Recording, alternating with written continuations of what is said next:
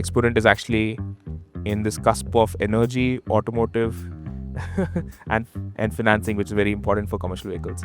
So we are in three big boy segments.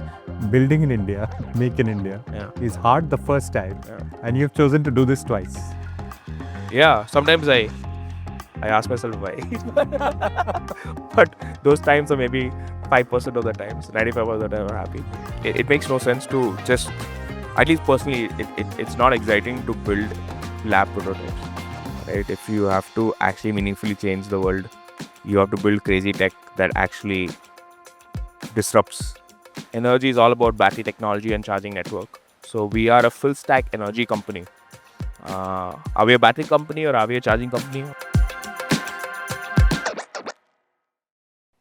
Hello and welcome to the Best Place to Build podcast. Today we are at the Exponent Energy factory in Bangalore.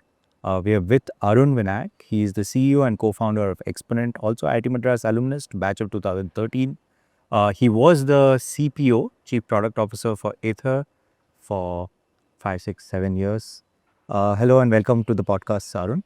Yeah, but thanks so much for having me here. Super. Thanks for coming to the factory. Yeah, this is amazing. Thank you so much.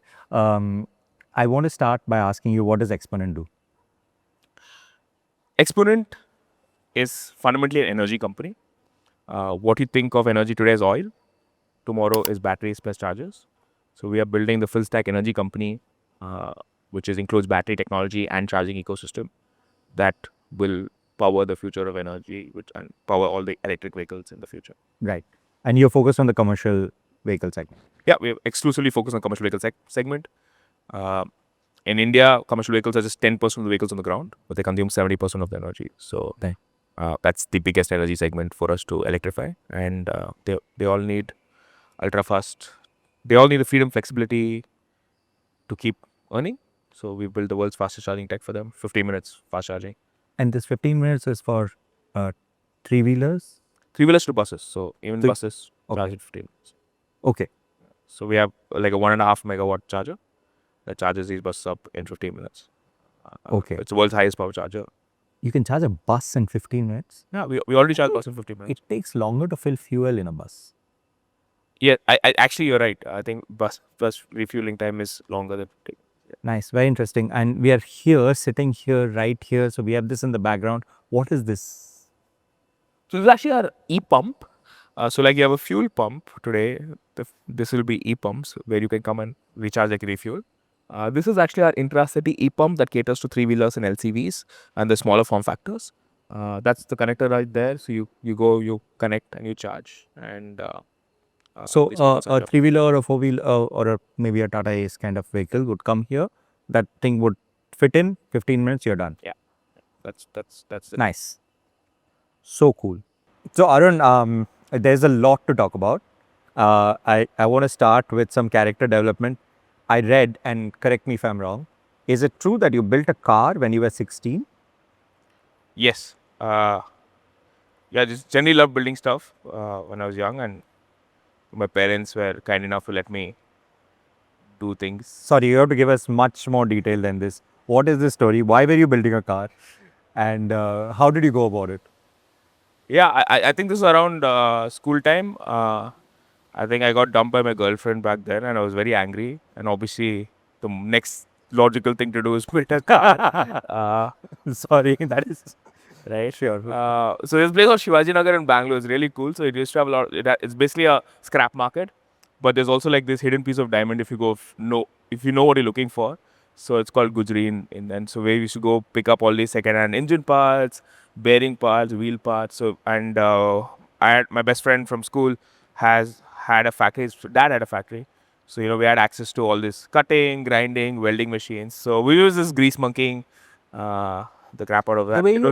The way you're describing it, it reminds me of this Discovery Channel show called Junkyard Wars. Oh yeah.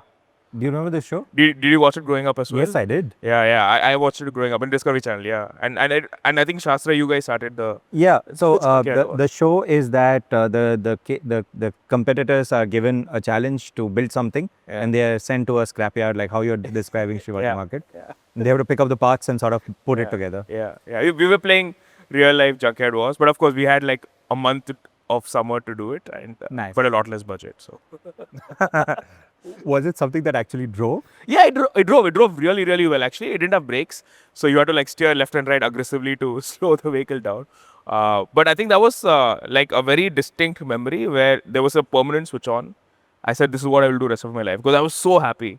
The joy of building something, driving something you built, was so intrinsic. That was like a permanent switch, and I said, "Okay, I will do mobility all my life," and I think sort of stuck to that since then. Something's coming into my mind. I'm going to say it. It's politically super incorrect. Right.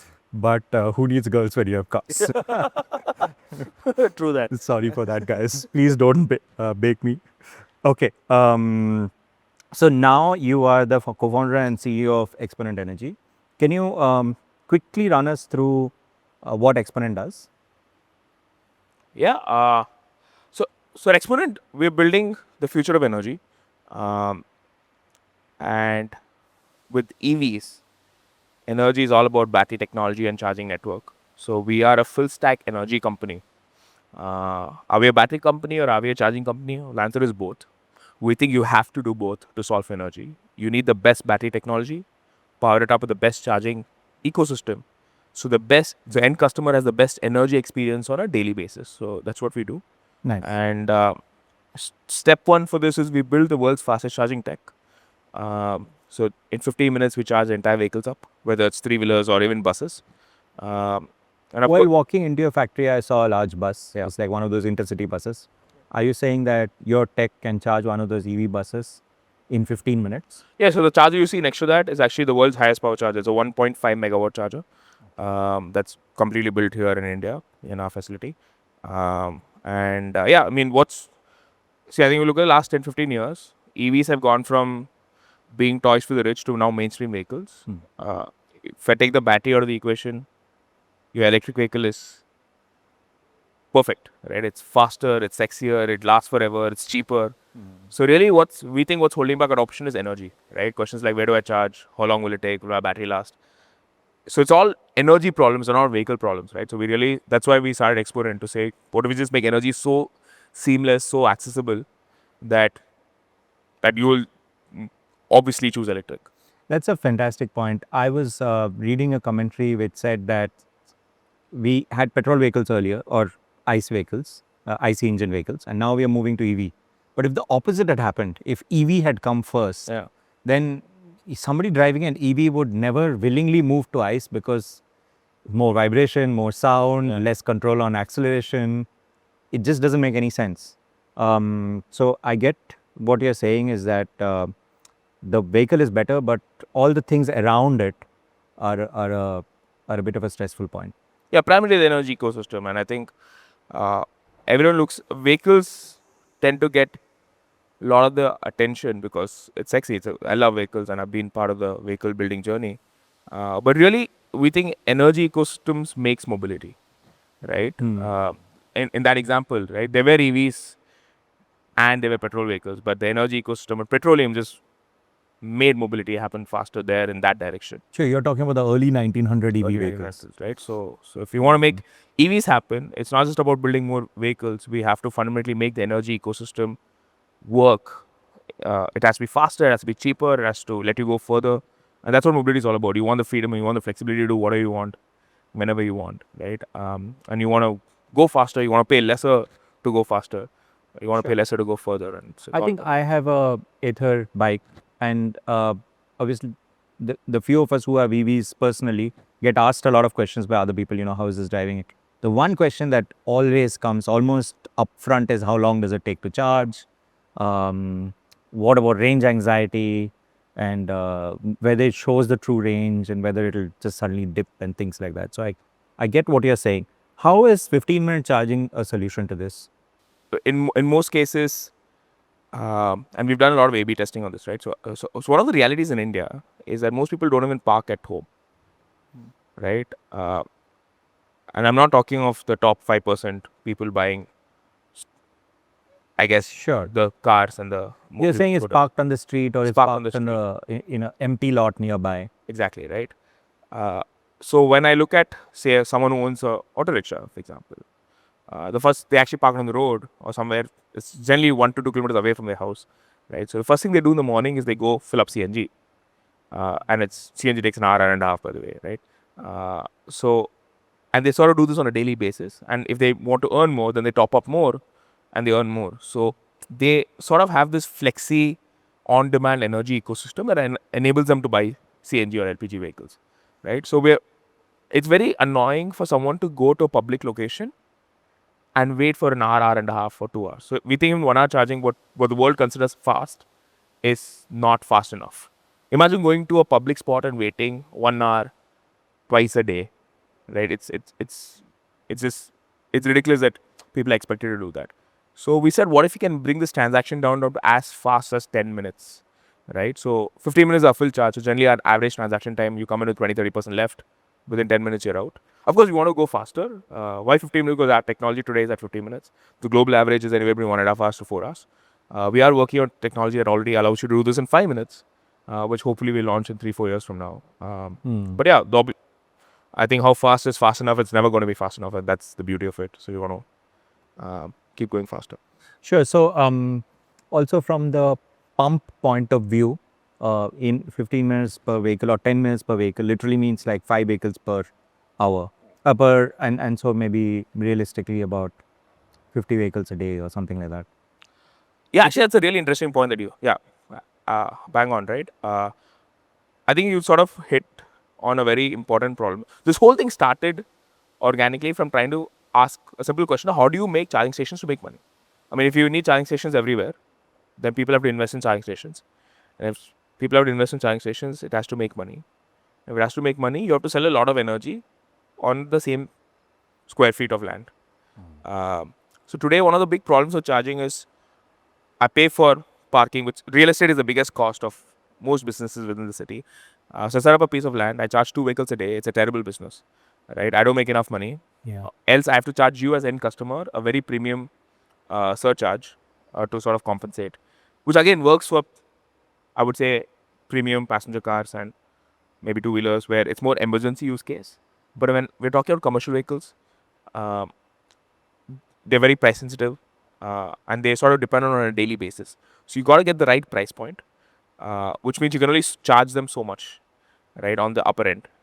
Here you mean price. Just price them so much on the upper end for charging. So then you just have to rethink the economics. You just have to sell 10x, 20x more energy on the same square of land, which means you got to just charge faster, right? You got to have more throughput. So then you got to rethink the entire energy stack: the chargers, the connectors, the battery pack. How are you transferring that energy faster and faster? So it's a fundamentally energy transaction problem that you got to solve. Fair enough. And I think the nuance there also, maybe we didn't open with this, but you were a founding member of Ather. And Right. I'm guessing that because you were with Ather for so long as their head of product, you were probably more aware of the charging infrastructure problem because they were also building a charging infrastructure, maybe for a different segment. So I think the Ather was a really fun journey. Learned a lot on building tech there. Maybe we can come back to the Ather journey. Let's stick with this 15-minute charging journey. I understand that you're basically pouring energy into the battery. I've read what you have said before.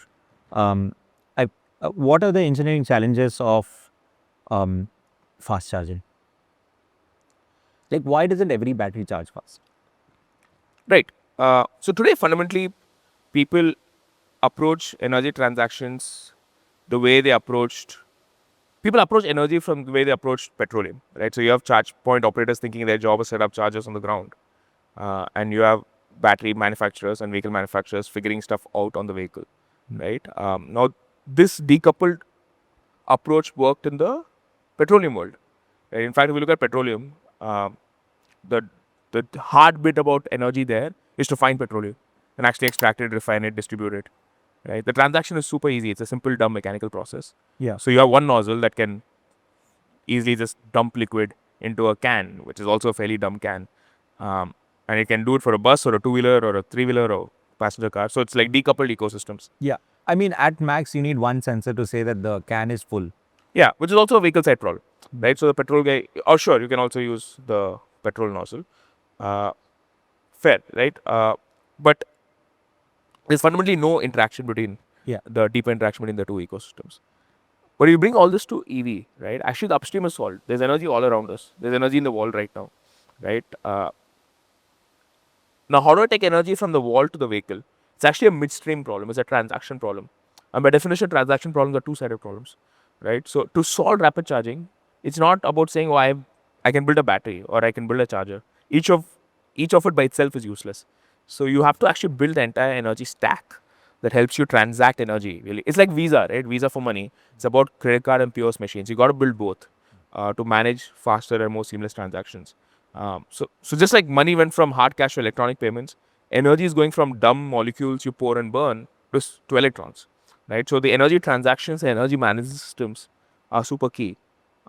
So I think fundamentally it's about companies starting to think full stack that's needed to even approach this from a rapid charging to achieve rapid Okay, charging. I hear you. You are saying that fast charging means that the socket in the wall, the infrastructure there, or the equipment there, and the thing in your battery pack, they have to talk to each other, and there has to be some kind of intelligent exchange. Yes. From a very fundamental point of view, if I just they suppose there's no intelligent exchange, and I just turn the knob up Right. and just pass more current into the battery, what happens? I mean, I have a sense of what happens, but can you give me a Yeah, two things happen. First, you would kill the cell. Say what you're charging is at the end of the day, battery packs have hundreds of cells. Today it's lithium-ion. It could be any cell, right? But cells are cans with chemicals, right? They have an electrode. They have cathode, anode, electrolyte. We've all read about this. Sure. Uh, Cathode, anode, electrolyte. right? And so you just like, and it's a bunch of electrochemical reactions, right? So if you just like amp it up blindly, you will destroy the chemical reactions inside would go berserk, and you would have a bunch of issues. And lithium ion cells, or in any ionic cell, you have something called crowding, anodic crowding, and anodic plating, where if you just like up the current, you would increase the rate of reactions, right? And you would increase the entropy inside the cell, and more entropy means more chaos, which means more fracture zones. Which Wait, means hold on. You're moving too fast for me. There's a chemical there is a reaction, there's a reversible reaction inside the cell. Yes. One side of the reaction gives energy out, Yes. and if I pour energy in, the reaction goes in the reverse and stores that energy Perfect. for me to draw out. Perfect. So the drawing out is easy for a cell because you're actually going from a high potential energy zone to a low potential energy zone. Yeah. So you're relaxing the cell. So while you're driving the vehicle, you're actually relaxing the cell. So you can hardly damage the cell while driving, right? But charging, where you're sort of stressing the cell out, the other side reaction that you're talking about, that's what really affects the cell life, right? Now you can do it, and doing that basically means you are when you go cathode anode, when you charge a cell, you have lithium ions that go from the cathode, swim across, and the anode absorbs them and stores them. Right now, the faster you charge, there's more lithium ions. It's just linear, right? And they're sort of all bombarding the anode, right? So it's sort of like a traffic jam. But there's only so much absorption capability on the anode. Okay. So you have something called lithium crowding, which is a cell saying, "Hey, I'm stressed."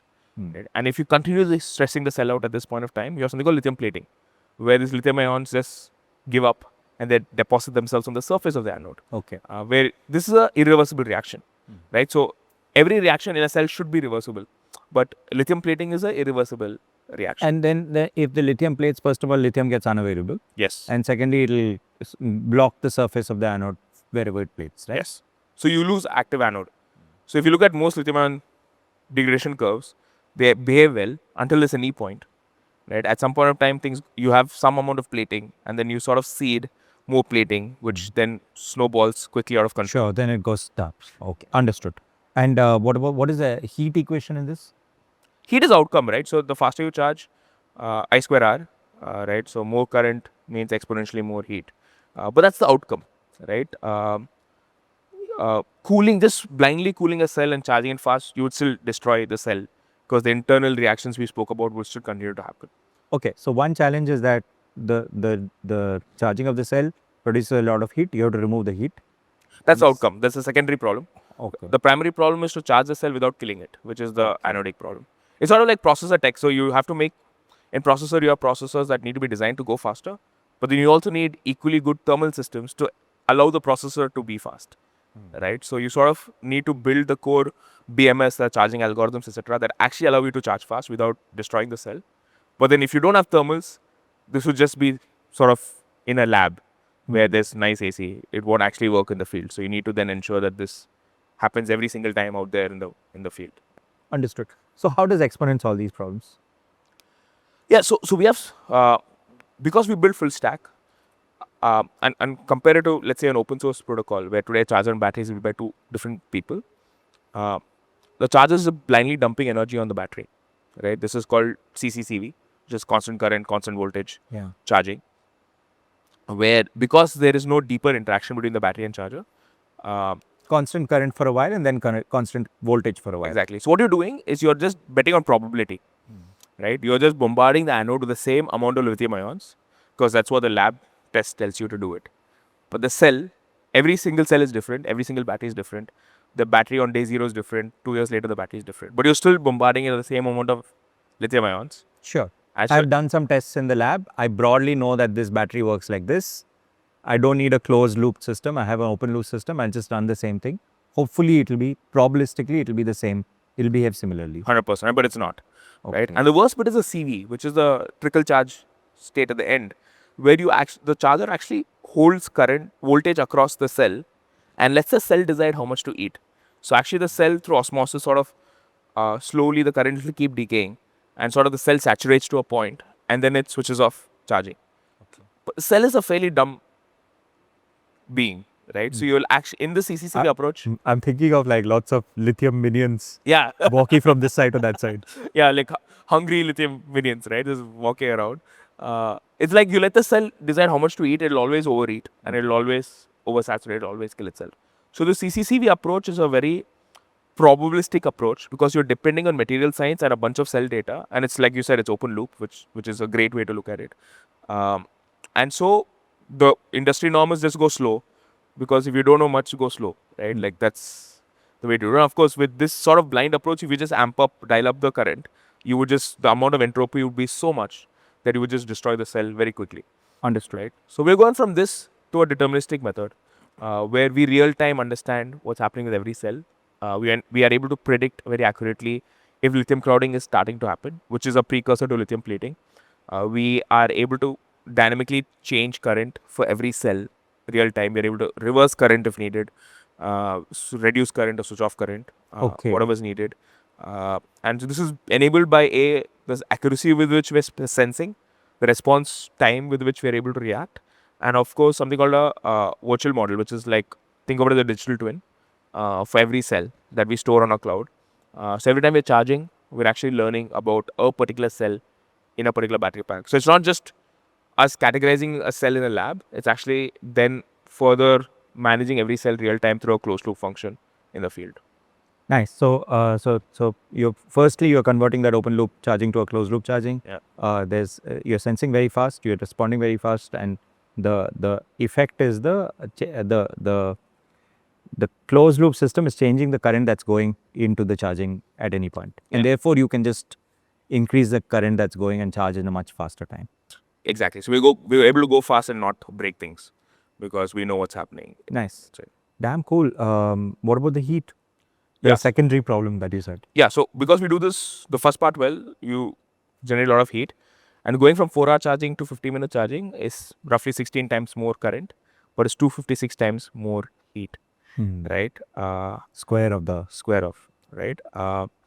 And the other thing that people don't realize about, there's actually a global disruption in cooling for automotive, right? So until now, everything that you cooled, let's say processors were at 70 to 80 degrees Celsius, engines were at 110 degrees Celsius, but your ambient is 45, 50. So regular liquid cooling sort of works for all of this. EV batteries actually need HVAC systems because you actually want to keep your cell between 25 to 35, maybe max 40 degrees Celsius. But your ambient is at 45, 50 degrees Celsius, right? So you have a negative temperature gradient. Sorry, just to understand this, you're saying if I'm cooling an engine is anyway at what, 110, 120 degrees, ambient is 40 degrees. Yeah. If I just run water through the engine to a radiator, to a radiator and push air on the radiator, because there's a temperature gradient from 110 to 40, it'll anyway move. But in an EV, you want that battery pack to be at 25 to 40. Okay. So there's no temperature gradient working with it. Yeah, there's a negative temperature gradient, yeah. Okay. So you definitely need a heat pump or HVAC system. Okay.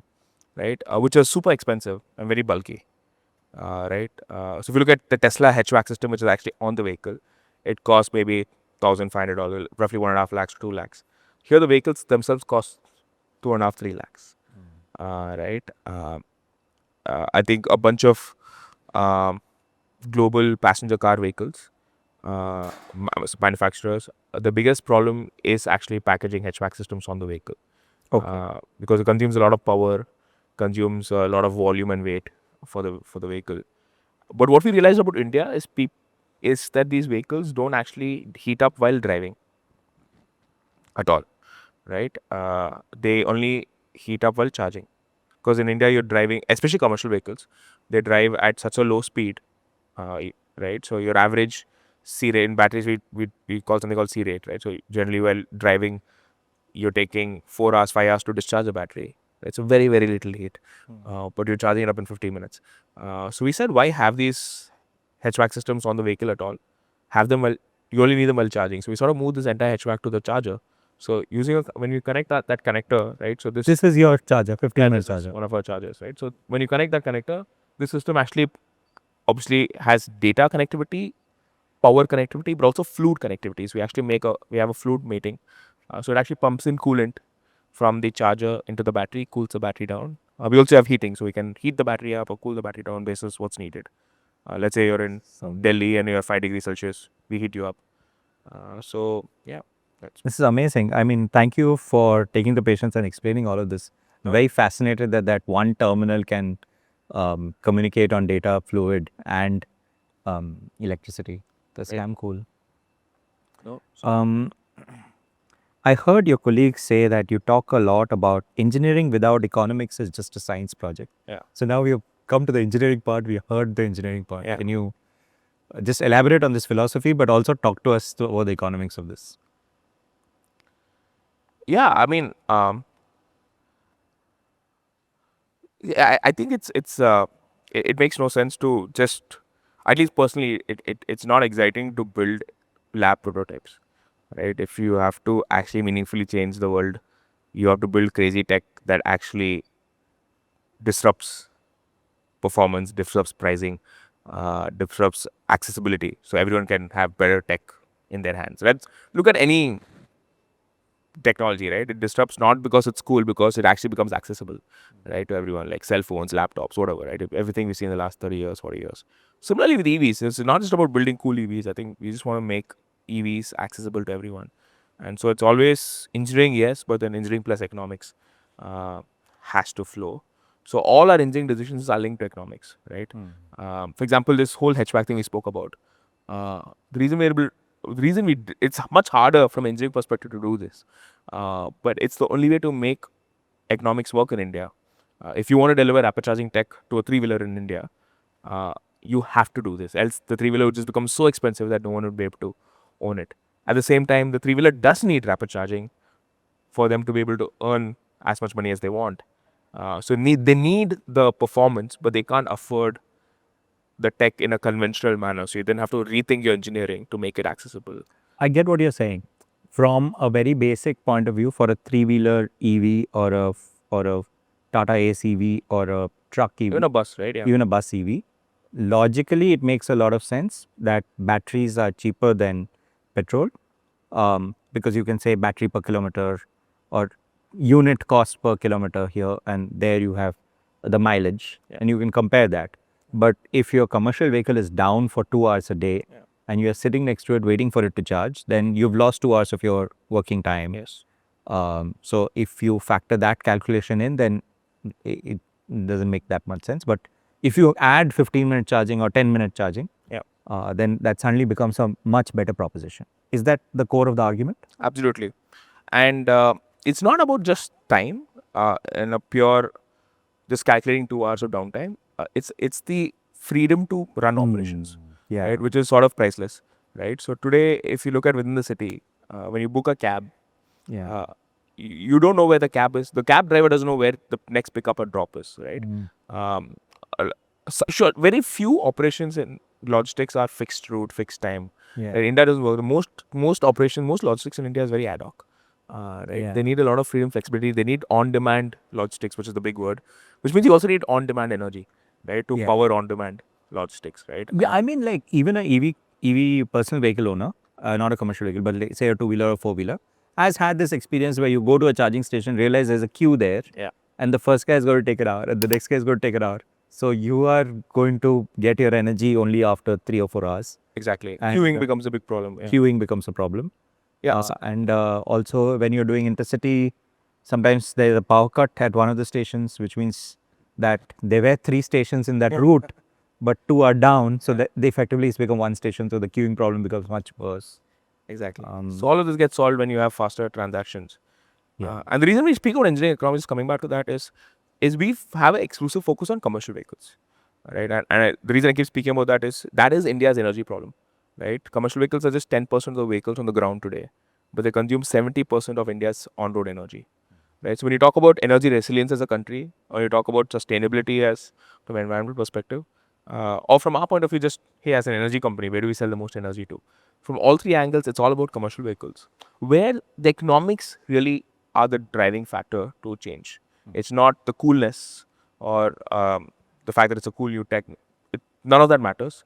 It has to result in solid economics. Sure. So that's why the focus on engineering plus economics is a lot more important for Exponent because of the commercial vehicle focus. Thank you so much for taking us through this. What is the size you're at now? We're at like number of employees wise, Number of chargers stations. on Yeah, road? okay. So we're 200 member team now. We have 150 chargers on the ground. We have 2,000 plus vehicles on the ground as part of our first pilot. And these are all three-wheelers where we tested our technology, sort of refined it, perfected it. We're now expanding. This is in this So 1.5 cities. in Bangalore, which I'm familiar with, there'll be what, like 150, 200 So e-pumps? 150 pumps across 2 cities. So in Bangalore, we'll probably see 60, 65 pumps now. Yeah. 65 e-pumps. Nice. That's actually a lot to Yeah. from a commercial vehicle point of view. I'm guessing there'll be fewer CNG pumps. Yeah, actually in Bangalore, there's only 60 LPG stations. We have some 80, 90 CNG stations. We're almost in the same ballpark. Same ballpark. And we plan to get to 150 charging stations in Bangalore itself soon. Like all of Bangalore, all brands, all types of fuels put together, ICE fuels put together, there are only like 300 to 400 petrol stations and Okay. CNG stations. Very interesting. So that penetration is actually a lot. Yeah. You also have some amazing investors. You've raised a good amount of money. So do you want to share a little bit about that? Yeah, we've raised $44 million till date from a bunch of investors across few rounds, starting from early stage investors like EONS 314 Advantage, who sort of led the early rounds back when there wasn't really any tech to talk about, or just all a paper plan, sort of bet on us through the rounds. We had Lightspeed invest in us when this technology was maybe just a concept, and have sort of doubled down with us every round since then. We recently had 8 Roads and TDK. Well, I say recent, but it's been a year and a half plus, who also led our Series B. 8 Roads is from the Fidelity Group, and TDK is a global it's a global company, of course, from Japan. So I saw your Series B announcement videos. Right. From horses to bikes, cars, and to cabs. Mobility has always been about freedom and accessibility. With every generation, it's gotten faster and more affordable, helping more people go further. So why should EVs be any different? Sure, they drive faster, but they suffer from slow charging that completely kills freedom and holds them back. Kinda like horses. Really cool. Oh, thanks. We have a B2C brand team and a B2B company, so they do some stuff. I saw that you had a horse come into your Yeah. video as a. We actually want to put a real horse, but there were some apparently you can't shoot animals in without all the approvals. Okay. So it was quite a fun experience shooting it. Okay. This is great. I want to go back a little bit, but just to cover all the finer nuances here. I think we spoke about battery chemistry, we spoke about the engineering limits, we spoke about BMS. I have a question here, which is mainly for my understanding. What is the difference between batteries for phones, laptops, two-wheelers, three-wheelers, four-wheelers, and trucks? Like, Is there a big difference? Is it just a scale thing? Huge, actually. I think that's a great question. So it comes down to what you. Sure, at the end of the day, it's maybe lithium-ion cells in a simplistic fashion. You can say it's all core technology remains the same. You have cathode, anode, and electrolyte, but what you're building towards, the metrics you care about, are fundamentally very different. The product attributes you want from all these categories are very different. For example, phones and laptops, you care about energy density. So the sort of innovation happening there is more on the material science to give you more hours with a lighter battery and a thinner battery. So volumetric density, weight density matters a lot. You don't care about charge time as much because you are able to charge it from any socket. You're able to carry the phone with you. So you are taking your phone to energy as against needing the energy to come to the phone. You don't care about life as much. Your average consumer electronic product is owned for 2 years, 3 years. So you don't really care about life beyond that. And we'll go to passenger cars or two-wheelers. Again, energy density matters a little bit more than commercial vehicles, but less than consumer electronics. You care about charge time. Again, you don't care about life as much. But if you go to commercial vehicles, you don't care about volumetric or weight density as much. Right? You really want a battery that lasts 8 years, 10 years, 15 years. Because for commercial vehicle, it's an asset. The residual value, the life of it really matters. You care about charge time a lot. Consumers like you and I probably park our vehicle at home and charge at home. So we think there's going to be a global dichotomy in charging. Either the people who can charge at home, park at home, charge at home will always do that, which is great. It's the cheapest and the best way to do it. But everyone else will want ultra fast charging. They'll want sub 10 minutes.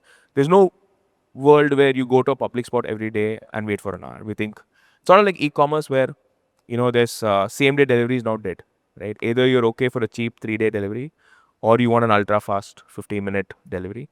We think similarly with energy, either you're okay to wait at home every day, but we think a bulk of people will want that ultra fast charging. So that's the fundamental. Nice. Thank you so much. Okay, so I think you're giving us a factory tour later, so Yeah. we'll learn a little bit more later. Let's move back now. You're a founding member of Ather, Yeah. which is amazing, and I want to hear a little bit about that. But let's rewind to that story where you're a JE student and you're just getting into IIT. So after having built a car in your 11th and 12th, how were your years at IIT like, and how did you land up in Ather? Yeah, so I think that I think my parents conned me a little bit. They said, "Oh, if you want to keep building this car and all, you should study and get into IIT." So I extremely pivoted hard into sort of working hard to crack the JE, which worked out well. Got into Madras for mechanical. And I was sure like I will do only mechanical engineering because I will build vehicles. That was a very simplistic thought process. But then realized IIT is so academic, right? Got in and the first year was a complete shock. And Yeah. they were teaching us quantum mechanics and Oh my God. yeah, and I didn't understand anything. And I was sort I of feel like Schrodinger equation is still one of the hardest things I've ever done in my life. it's traumatic, man. So I mean, I can be academic if I want to, but like I was real rebel then. I said this isn't like I got you to build stuff, and that's when this beautiful thing happened where we discovered C5, right? I think it's the best thing that's happened to me. It's the best thing that happened to a lot of us who are now founders in deep tech. It was just safe space for all of us where there were just students everywhere building cool stuff. There was no objective of success. It was just objective of building. There was it was not crazy amount of money, but back then as a student it was a lot of money. It was like 80,000 bucks, 1 lakh to build a project was amazing, right? You didn't even know how to plan a project that required 1 lakh, right? So you were still thinking 8,000 rupees, 10,000 rupees to build a prototype. So that completely changed our mindset in how do you prototype, how do you build, and we make this pretty much every project out of C5 is a failure technically, but I think you will see so many cool success stories that have come out of the same team building Yeah. there. So the ones that are popular now is of course Ather, Exponent, Hyperverge, maybe a bunch of companies which came around in that where the students started working in CFI around the 2010 to 2014-15 period. It's been 10 years, so they're very visible now. Yeah, absolutely.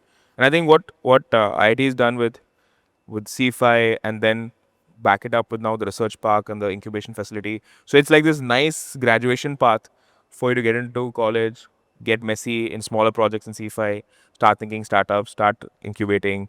I think that whole ecosystem is so good, and it's probably the only place that's consistently churning out deep tech companies. And Yeah, it's best place to build. best place to build. At least for Bob the Builder kind of people Yeah. who need to build Yeah, compulsively. to be happy. But yeah, absolutely. So that's where I met. I think C5 was also a place where I met Swapnil, who was co-founder at Ather. So like a bunch of guys like Anand, so many people who are at Ather / Exponent are all original team members of the Raftaar team. Raftaar is Team the Raftaar, yeah. So Raftaar is the racing team. yeah, Student racing team. Raftaar is a student racing team from IITM. And so we used to build these open-wheeled race cars, super fast race cars actually, and compete globally in Formula One tracks. And we used to. 2010 was the first time we went. That was the first time we represented IIT Madras. We went to Silverstone, UK, and we got our asses whooped. Sorry, can I say that? Like, Yeah, you can say asses whooped. okay, But Silverstone, yeah, it's a very the holy reputed- grail of yeah. racing. Yeah. But it was, see, like, honestly, we went there with the, we're from IIT Madras, we're smart kids and all, right? And we went there, and like tier 2, tier 3 colleges there were whooping us, right? They just knew how to build, right? Maybe they didn't know the Schrodinger equation as much, but they knew how to build.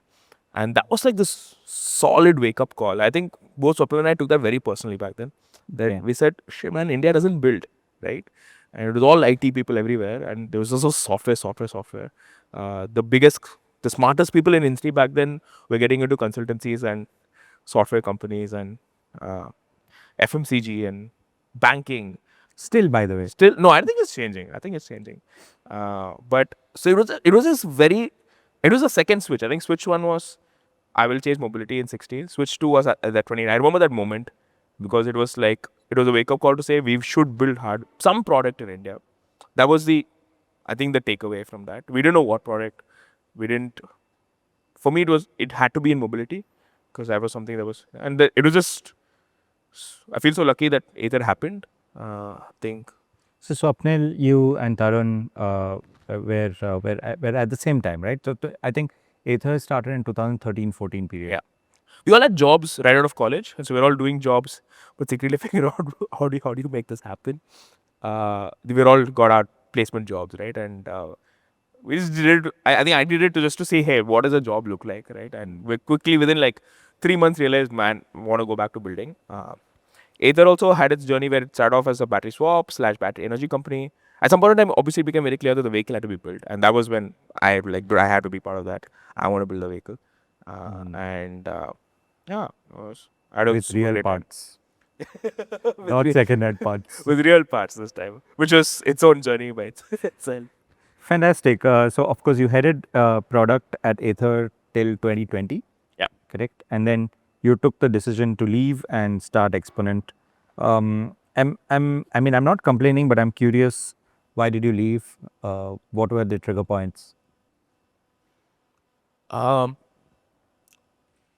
See, I think the larger ecosystem started moving, right?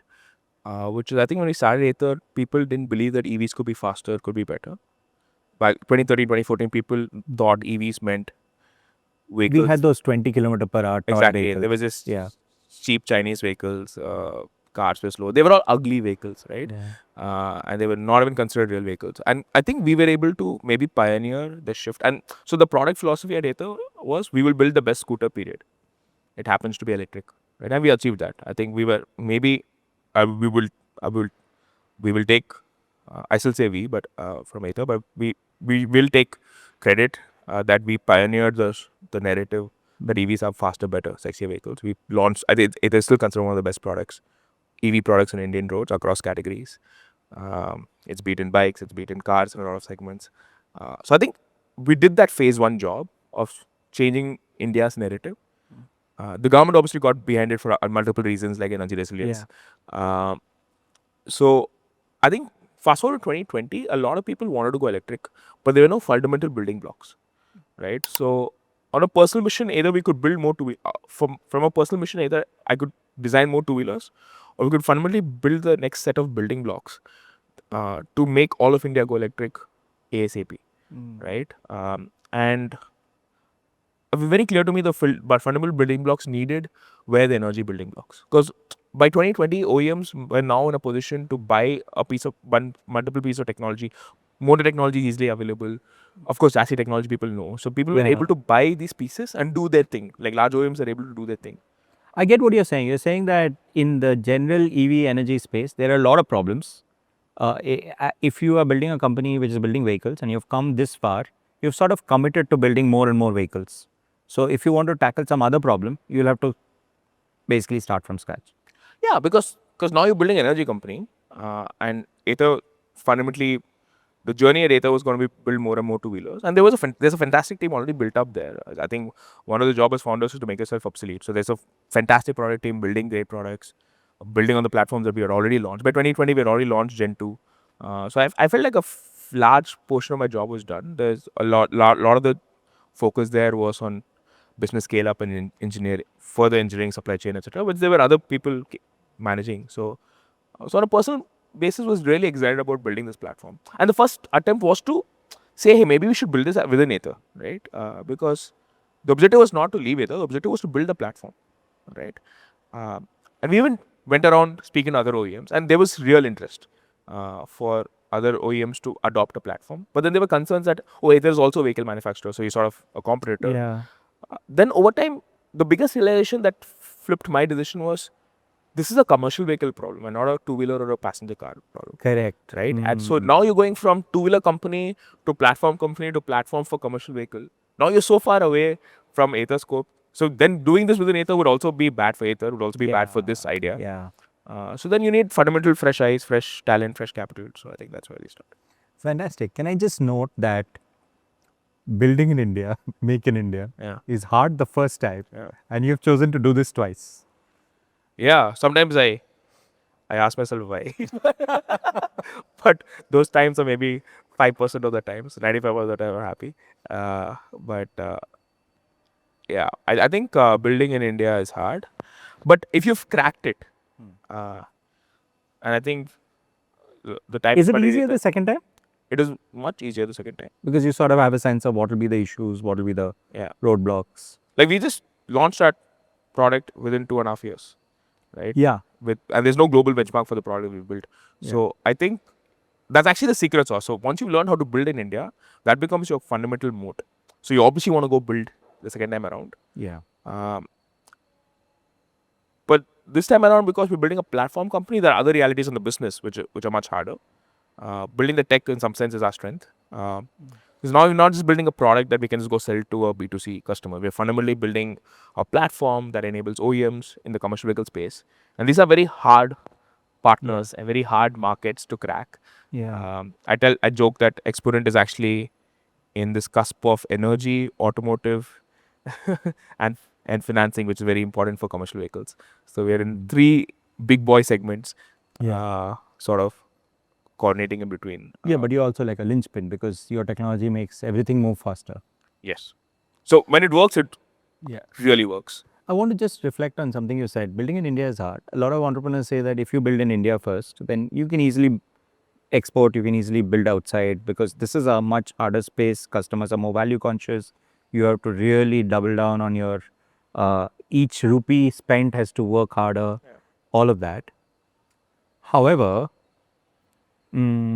logically this sounds right, but when it hits the market, do you feel like exporting a product business or a core engineering solution from India to outside, is there some mental roadblocks or there's some like marketing issues that come in? Like, I don't think, is it easy for you to consider international market? Actually, before that, I want to make a point that even India, we have this mentality that buying tech in India from India is bad. Right? So we've now signed up with some of the largest OEMs. And some of the hardest optics issue, and if you notice historically, Indian OEMs have never bought technology from Indian companies. Yeah. Right?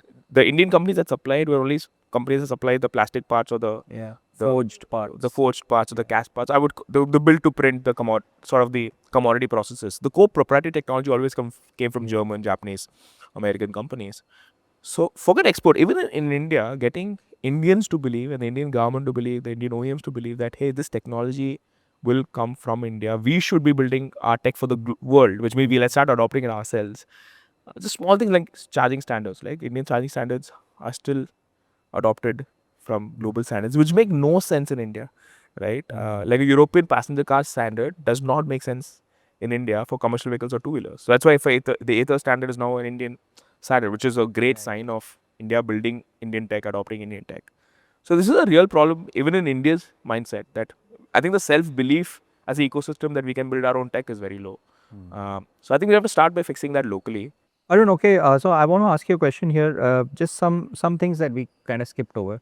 So in your Raftaar days, you were the driver, is it? Yes, let's say that process wasn't very democratic, but I love driving. I was fairly fast, so we did a go-karting session, and we picked the fastest times. So Anand and me, Anand's also part of Exponent, and me were both the drivers. How fast do those vehicles go? So the acceleration of some of these vehicles, so 0 to 100 times for these vehicles are the fastest in the world. So these vehicles have 0 to 100 times faster than Formula 1 and faster than Teslas. Because there's no weight limit, there's no lower weight limit. So you can make these vehicles super light, and they actually have the world record for the fastest acceleration. Nice. Of course, do you go back to CFI often? Do you talk to the Raftaar team now? A lot, actually. I think maybe it's come down a little bit maybe over the last couple of years, but I think we used to have them over here. We still have from the Formula student community active. Actually, most of our hiring is from the Formula student community. So we In my head, I'm thinking that Raftaar is also now an EV car. They're competing in the EV competition. Yes, it's actually an EV competition. Damn cool. I think both Ather and Exponent are both sponsors / partners, and I think everyone's like it's great that they've run that shift as well. Man. Damn cool. I'm thinking very selfishly that for you it's also a talent pipeline. Yeah. We are very openly selfish about this. Great. So we learned a lot about your engineering life and how you think about work and business. I was talking on Twitter for this prep, and I noticed that you tweet about EV battery make in India from the work side, but you also tweet a lot about Bangalore Yeah. and about cricket. Yeah. So how happy are you that RCB won? Oh, so Finally. much. I'm a Bangalore boy, been here all my life. So apart from college, but yeah, just great that they won. I always pretend like I'm too cool for the IPL. 'Cause I'm still like a sort of a test match purist, but Bangalore is Bangalore and RCB is RCB. So Yeah, you've been here from you 91, right? it's a nice and I was born, yes. Since you're born. So you've seen the city change. Yeah, so much, yeah. So much. Do you feel like it's changed too fast? It's changed for the better? I mean, people have such different opinions. Some people are really like the old Bangaloreans. They're quite upset about how fast everything has moved. And Yeah, see, I think that's not a great way to look at it. I think that in most cities you always have people who cling on to the past, and obviously as a founder, as an optimist, future optimist, that's a terrible way to look at it. I think there are issues in the city. The growth is the rate at which we've grown has created a lot of issues. sort of like fast charged. City has been fast charged. Yeah, but our fast charging ensures longer life. So it's a sustainable fast charging. But I think a lot of our planning and infra planning for Bangalore is not being great. So I feel very bad that the city struggles so deeply. But I also see so many new things that have happened because of the inflow of all these smart people. A lot of things have happened in Bangalore because of the growth. A lot of cool ideas, a lot of cool startups, everything from cool restaurants to everything that's happening in Bangalore is all a second or a third or a degree of all this talent coming here and building cool stuff. So that's going to have positives and negatives. But honestly, the negatives can be mitigated. We just have better planning, better governance, and I think that's always been a problem in Bangalore. So. But of course, I mean, your factory is firstly close to the Electronic City flyover, which is now what I think 10, 20 years old.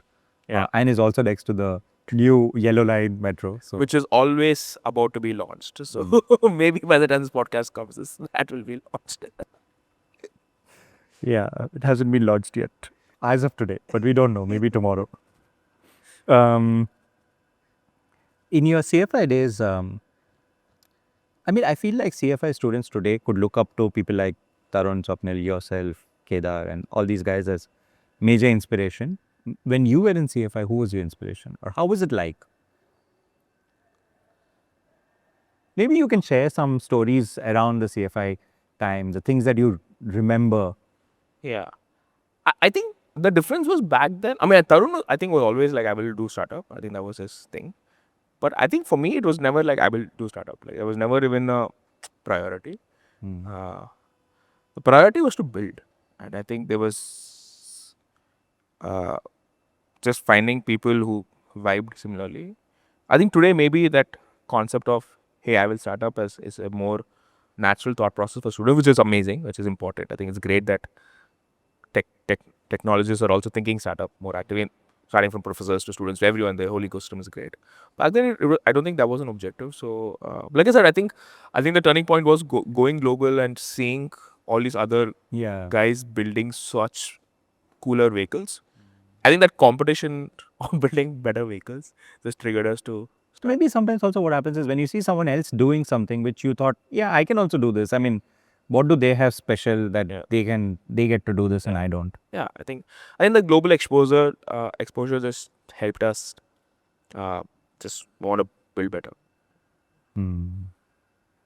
Well, I mean, maybe we can go on the factory tour, but last question before we leave. What an exciting test match series, right? Oh yeah, totally. I mean, I also tweet about MotoGP sometimes, but I love racing. I love, but I still think test matches are more exciting than races. It's like this.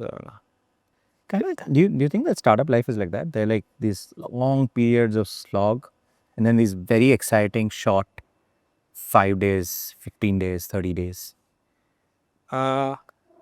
Yeah, like I think test match is like life, like startup life. Like I think every session you have win loss, but the game is never lost until the final day. So I think it's a lot of up and down. It's like at least at test match when I say it's like in this immovable force or unstoppable force and immovable object. Like it's just clashing at this sort of like war, right? And I think startup is. It's not like these micro battles. It's like this longer war that you have to win. So I think you will lose a lot of micro sessions, but you have to. So I think it's very similar. I think that Yeah, I think so too. I mean, very grateful that we actually won that match. Oh yeah. Otherwise, the story would have ended up very differently. It's easy to say all these quotes after we won. Once we won, yeah. Okay, great. Maybe you can show us some stuff, some Sure. part of your factory. Super. Yeah, let's do it. Okay, so you're showing me this. Yeah. So this is actually our entire e-pump. One of the realities in India is that people forget to put the connector back after after they charge. So it's a global problem. It's also an India problem. Also, we realize people park, unlike two-wheelers, people park wrong, right? They park as they can. park as much accuracy as you can, and different vehicles are different width. The connector is in a different location. The entryway is different. Entryway is different, and also because we do rapid charging, our cables are much bigger. They have to be, right? We also have the fluid cables, like we said. So we decided to have this connector management system, which takes the weight off the driver, right? And now you can basically go anywhere you want, and so the system follows. So you can go left, you can go right, and you can charge down or up. And basically, at the end of it, you connect it, you lock it, right, and just let it go. And so the system sort of goes back. So we've of course, there's also connectivity, there's CCTV cameras, there's the whole charger management system. So this whole thing is managed remotely by our central team. But some of this stuff that is India specific, rapid charging specific, we've had to rethink the entire system. Very interesting.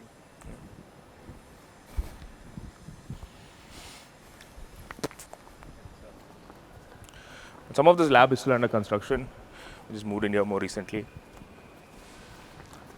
So this is where we let the engineers break everything. Our whole philosophy or innovation is break, believe, build. So you got to keep breaking your own stuff. So these are systems we just switched off because of the noise during recording. But so basically, each of these system is an oven, right? So you basically have these chargers that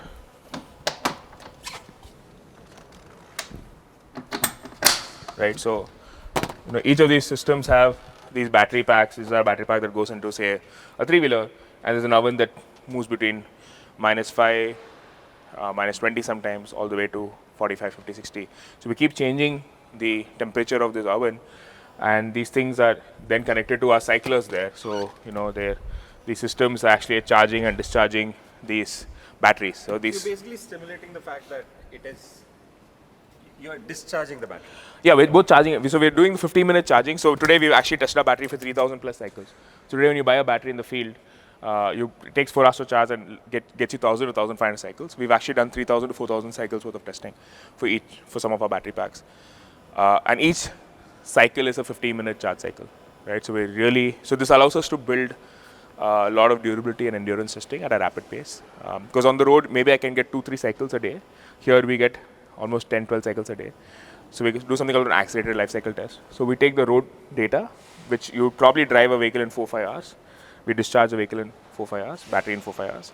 So we take all that current data, we sort of have a statistical way to compress that, and we feed that within an hour. So we sort of discharge the battery within an hour and create a lot more accelerated stress on the battery. So in a day, you can do it like 20 times.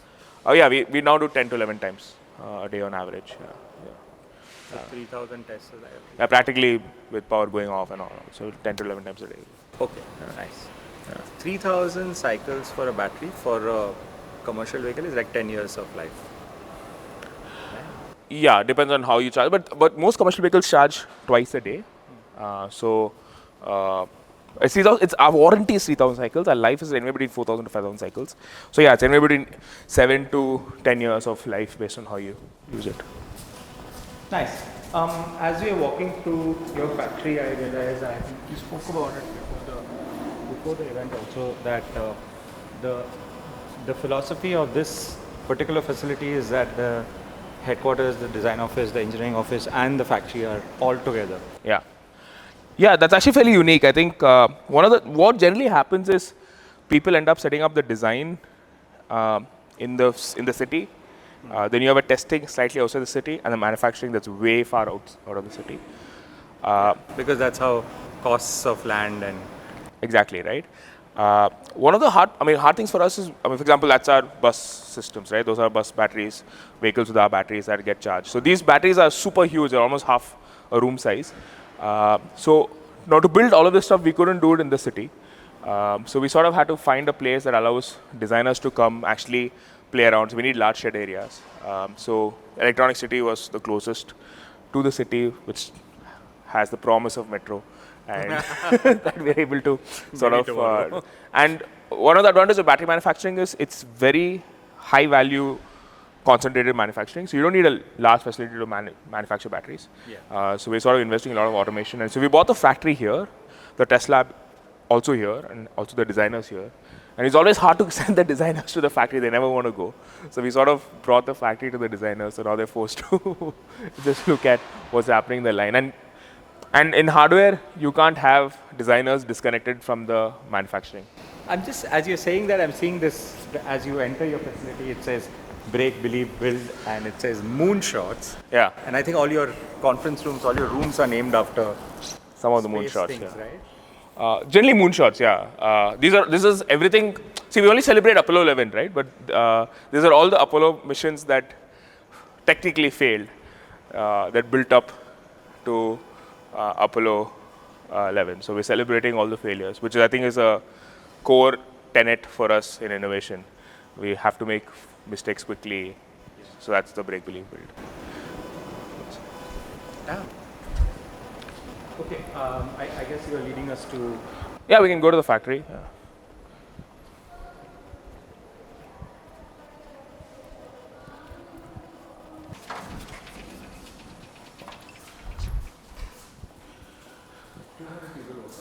200 people work out of here, and it's our design, testing, and manufacturing team.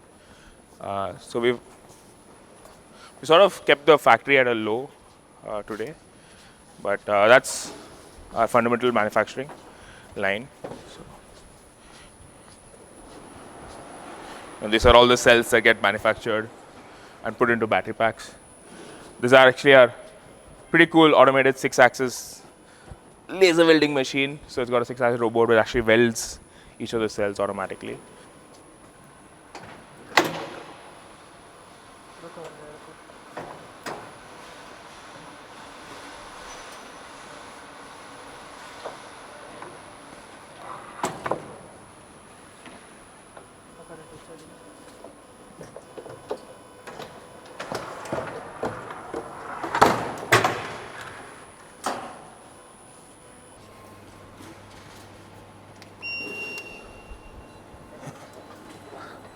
This is the other machine you wanted to show us. Yeah, we call this the Stickinator 3000. Stickinator 3000. Okay. Reference Phineas and Ferb. So actually, we don't bolt our battery packs. We actually stick our battery packs. So bolting, welding are all old school because they all create a lot of noise, a lot of process variation. So if you look at Tesla, for example, they stick their chassis together because it's a zero heat process. It's a very high tolerance process. So we actually have this special process where each of those modules that you saw previously getting laser welded now get sort of put onto these cold plates, and we sort of extract the heat from them from both sides very efficiently.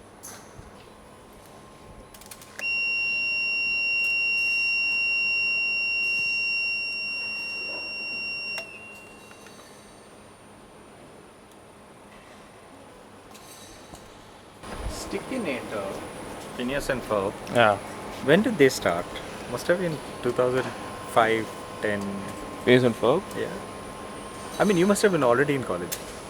No, I was in college in 2009. But also, I think the team named it. I didn't.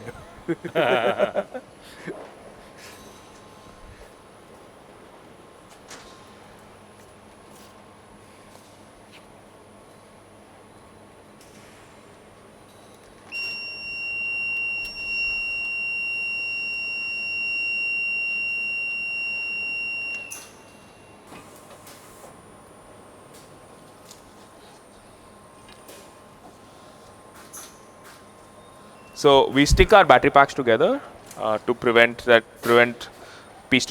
low piece-to-piece variation. Also, we don't believe in bolting or torquing because then in the assembly line everything has a variance.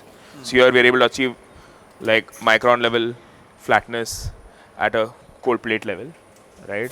And we're able to of course achieve very consistent cooling. The thing with rapid charging is it's a tolerance game, and this is one of the questions you asked is what's the difference between a cell to a car to thing. Yeah. A cell is all cell laptops etc. have single cell applications. Automotive is a multi-cell application, so you have a tolerance problem now, right? So while you're rapid charging all the cells, you need to ensure that every cell is within the same tolerance band. You don't want one cell shooting off in temperature, so you have to extract heat very uniformly, and because the quantum of heat is also a lot more.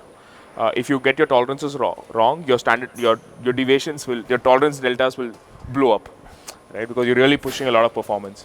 So you need all your cells to be within a very, very narrow tolerance band, electrically, thermally.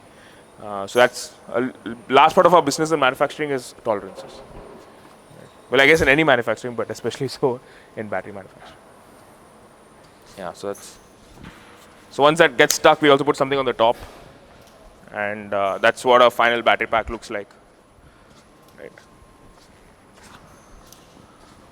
So these are battery packs that are ready to ship. So these are all the boots, but this is where the final connections go to, right? And so this is where all the charger comes in, and these are all the fluid connections. So this is where the charger fluid comes in and enters there and here, right? So this is a battery pack for a three-wheeler. The battery pack for a three-wheeler, yeah.